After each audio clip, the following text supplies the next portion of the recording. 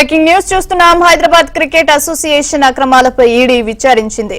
హెచ్సిఈలో జరిగిన 20 కోట్ల రూపాయల నిధుల గోల్మాల్ పై ఈడీ దర్యాప్తు చేసింది.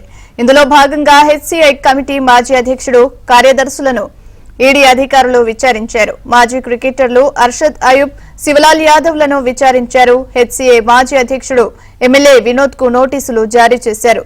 జనవరి మొదటి వారంలో హాజరు కావాలని వినోద్ కు నోటీసులు పంపించింది ఈడీ.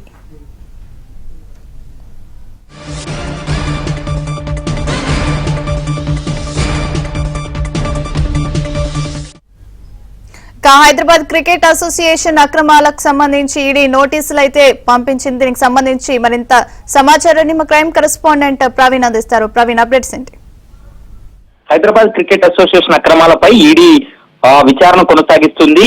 గతంలో అంటే గత నవంబర్ లో తెలంగాణ రాష్ట్ర వ్యాప్తంగా 9 చోట్ల సోదాలు చేసింది. అంటే గతంలో ఏసీబీ నమోదు చేసినటువంటి 3 కేసులను ఆధారంగా చేసుకొని ప్రస్తుతం ఈడీ కూడా ఈసీఐఆర్ నమోదు చేసి ఇన్వెస్టిగేషన్ కూడా కొనసాగించినటువంటి పరిస్థితి.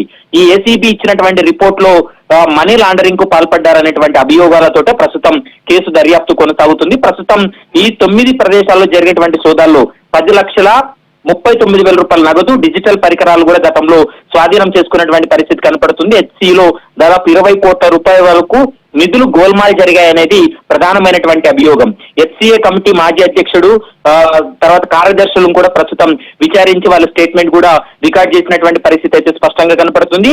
ఇక మాజీ క్రికెటర్లుగా ఉన్నటువంటి అర్షద్ అయూబ్, శివలాల్ యాదవ్లను కూడా విచారణ చేసి స్టేట్మెంట్ రికార్డ్ చేయడం జరిగింది.